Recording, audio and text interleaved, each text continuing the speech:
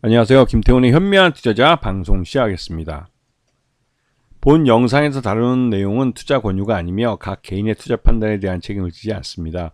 별도 SNS 채널 가입을 유도하거나 투자 권유 및 유료 리딩 서비스를 홍보하는 불법 사칭 계정에 유의하시기 바랍니다. 자, 오늘은 국제유가 관련주를 좀 말씀을 드리겠습니다. 지금 중동에서 긴장감이 고조되면서 우리나라가 주로 수입하는 이 두바이 석유가 굉장히 주가가 좀 불안하게 움직이고 있습니다.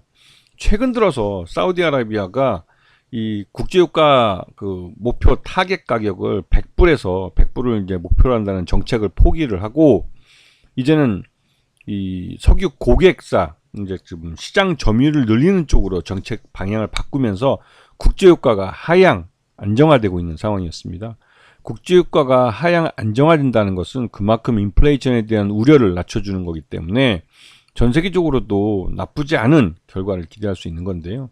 사우디아라비아는 그 국제유가 100불을 유지한다는 이런 정책은 기존에 이제 그 석유에 의존하는 경제에서 탈피해서 다른 첨단 과학 기술을 좀 접목해서 관련 산업을 키우겠다는 이런 정책의 일환이었지만 실제로 그러한 정책이 이제 지지부진해지고 그러면서 다시 한번 이제 이 국제유가 관련된 석유를 더 많이 판매를 해서 이 해외에서 유입되는 석유, 그러니까 달러를 늘리겠다는 정책으로 바꾼 것이죠.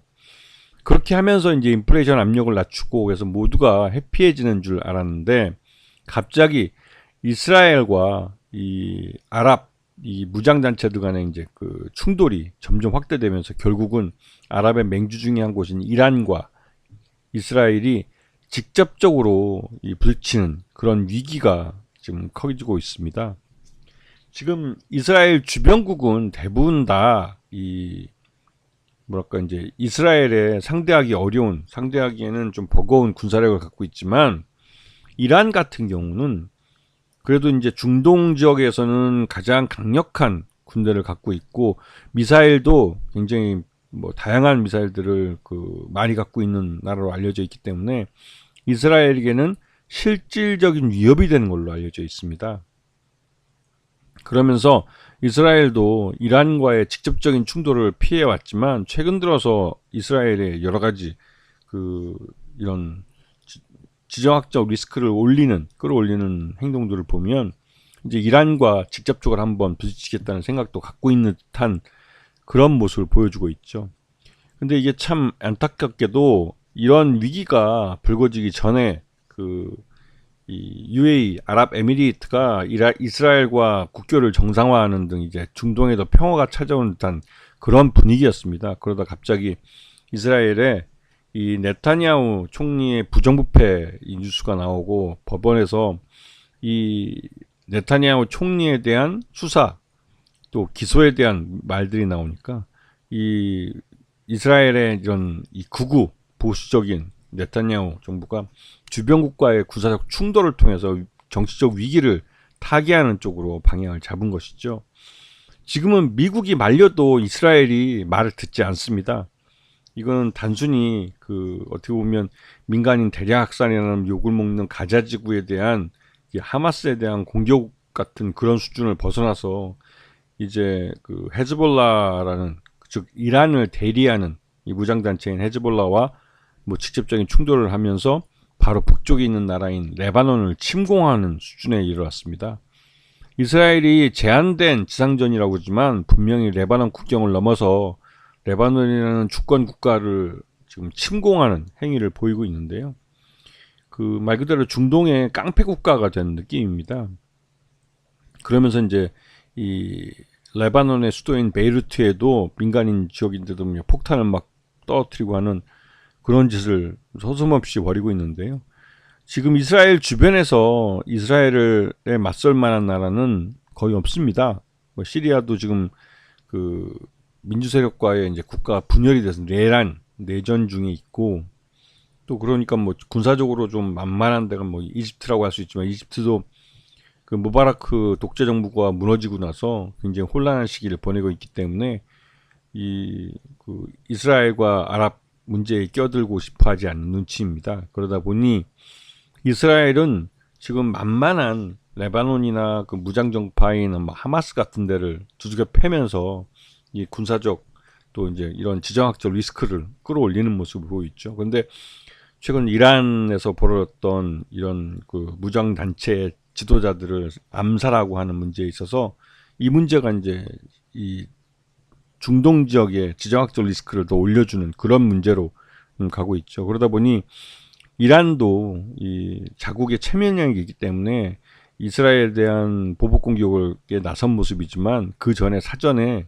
미국을 통해서 이스라엘에 대비할 수 있는 그런 귀뜸이 간, 그래서 이제 이러한 서로의 충돌이 약속 대전이다라는 말이 나올 정도로, 그래서 그러다 보니 이란에서도 그 이스라엘을 그렇게 공격했는데도 불구하고 200개 되는 그 비싼 미사일을 쐈는데도 불구하고 뭐 이스라엘 사람 한 명밖에 죽은 사람도 없고, 그러다 보니 이제 이런 공격이 무의미하다라는 말이 이란 내부에서 나오고 있죠. 왜냐면 이란 너무 오랫동안 이제 미국의 이제 국제사회 이제 그 규제랄까요, 이런 것들 받아오면서 제재를 받으면서 그 민간 경제가 굉장히 위축되어 있는 상태입니다. 그래서 이번에 대통령 뽑힌 사람도 굉장히 개방적인 사람이고 그 진보적인 사람이라 미국이나 이 EU와 또 이제 관계를 정상화해서 다시 이제 국제사회의 정상국가로 대두하고 싶다는 의사를 여러 차례 밝히면서 이스라엘의 이런 호정적인 그 도전에는 이란이 많은 인내심을 보여줬습니다.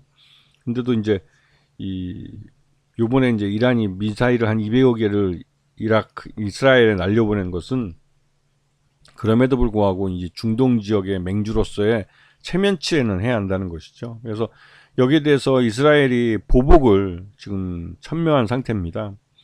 근데 이제 이스라엘의 보복이 석유수를 겨냥하고 이제 그 미국도 이것까지는 이제 인정을 하겠다고 이제 나선 것이죠. 왜냐면 이란이 민주사회 이제 이런 국제사회에 다시 나와서 석유를 정상적으로 수출하게 되면 국제유가는 하락하게 돼 있습니다. 물론 그렇게 하락하는 것을 미국도 원하지만 또 다른 한편으로 미국은 세계 최대 산유국이자 자체 생산하는 석유를 미국 내에서 다 소비하는 그런 나라입니다. 그런데 이 셰일 오일은 국제유가가 80불 이상일 때가 돼야 좀 경쟁력이 있죠. 근데 지금 그 사우디가 이런 국제유가 100불이라는 이런 목표를 포기하고 그 고객사를 더 늘리는, 즉 이제 증산에 나선 그런 뉴스가 나오면서 국제유가가 위태롭게 좀 하향 안정화되는 모습을 보였죠. 그런데 여기에 대해서 미국은 셰일 오일에 막대한 투자를 해놓은 상태에서 이 셰일 오일 업체 투자 업체들이 망가져 버리면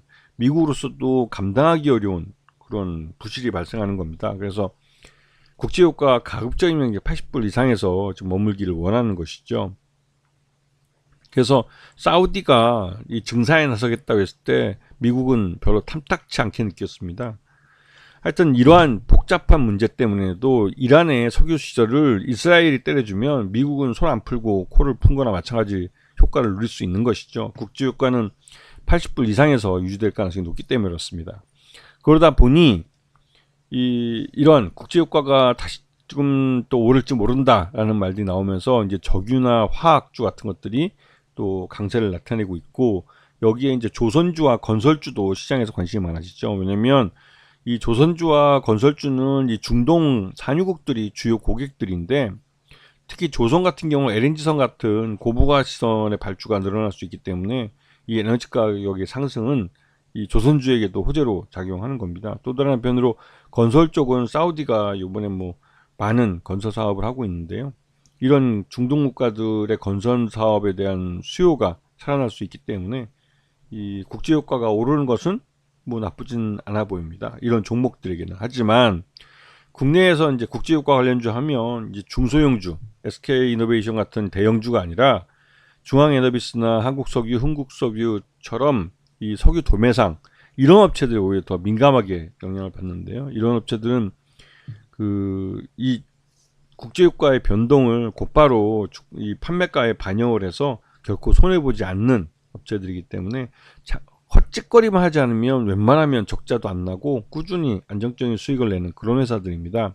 그러다 보니 이런 석유 관련된 중소형주들이 이번 이런 국제유가 관련주라고 해서 이제 더 민감하게 주가가 움직이고, 이거는 개인 투자가들이 학습 효과가 되어 있기 때문에 나타나는 현상입니다.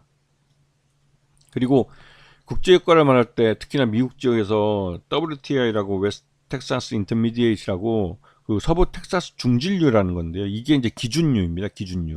이 가격이 87불 61전이면 뭐 80불 이상이기 때문에 미국의 셰일 오일도 가격 경쟁력을 갖고 있는 그런 가격대가 되겠죠. 그리고 두바이 석유는 우리가 가장 많이 수입해 오고, 우리나라뿐만 아니라 일본과 중국도 가장 많이 수입해 오는 석유입니다. 그래서 이게 87불까지 올라 있는 것은 국제 유가가 나름대로 이제 아직까지는 인플레이션을 갖고 있다는 것을 반영해 주는 것이기도 하고요. 여기다가 이제 사우디가 국제 유가 100불 정책을 포기하면서 오히려 시장 점유율을 늘리겠다, 이렇게 하면 증산에 나설 가능성이 큰데, 그것 때문에도 지금 국제 유가가 많이 하락을 했다가 다시 또 요즘 최근 들어서 이제 반등을 시작해서 보여주고 있는 것이죠. 지금 중앙 에너비스도 보시면 지금 주가가 아주 장대 양봉을 만들면서 상한가까지 급등하는 걸 보셨을 겁니다. 이게 이제 개인 투자자들의 이 학습 효과가 되어 있기 때문에 나타나는 현상입니다. 그리고 흥구석유도 지금 저점을 계속 높여가면서 계속 오르는 걸 볼 수 있는데요. 흥구석유도 대표적인 석유 도매상으로서 이거는 석유값의 변동을 고스란히 이 소비자들의 판매가에 반영할 수 있는 종목이기 때문에 나타나는 현상입니다. 그리고 앞에 설명했듯이 국제유가 관련주 하면 중앙에너비스나 흥국석유, 그다음에 한국석유, 미창석유 같은 이런 중소 중견 기업들이 더 그 민감하게 움직여 주는데요. 그도 그렇게 이런 종목들은 이 석유 가격이 오르면 오른 것을 곧바로 판매 가격에 바로 반영할 수가 있는 그런 회사들입니다. 그러다 보니 결코 손해 보지 않는, 즉 이제 엄한 짓만 하지 않으면 손해 보지 않고 수익을 낼 수 있는 그런 종목이라 할 수 있는 것이죠. 아시겠죠? 전반적으로 지금 시장에서 이런 국제 효과가 민감하게 움직이는 건 개인 투자자들의 학습 효과가 되어 있기 때문이고, 미국과 이스라엘의 이러한 전면전을 향해 달려가는 이런 모습이 하루아침에 끝나지 않고 계속 뉴스가 나올 수 있다는 그런 기대감이 있기 때문에 그렇습니다. 근데 지금 현재 이란도 이스라엘도 약속되는 형태를 보여주고 있기 때문에 확전을 서로가 원치도 않고, 미국도 결코 원치 않는 확전입니다. 그러다 보니 이러다가 말 것이라는 또 말들도 나오고 있어서 이게 이제 잠깐 반짝하고 하루 반짝하고 끝나는 그 급등일 수도 있고, 이제 그런 면들을 잘 생각해 보셔야 되는 건데, 일단은 뭐가 됐던 지정학적 리스크가 많이 고조되고 있기 때문에 이런 석유 부족에 대한 부분 때문에도 이런 그 중앙에너비스나 흥구석유 같은 한국석유 같은 이 중소형 석유 관련주들이 더 민감하게 움직일 가능성이 큰 것이죠. 그래서 이런 개인 투자가들의 선호하는 이런 종목들을 요즘은 더 주의 깊게 보셔야 되는 겁니다. 아시겠죠? 자, 오늘 방송 여기서 마치겠습니다. 감사합니다.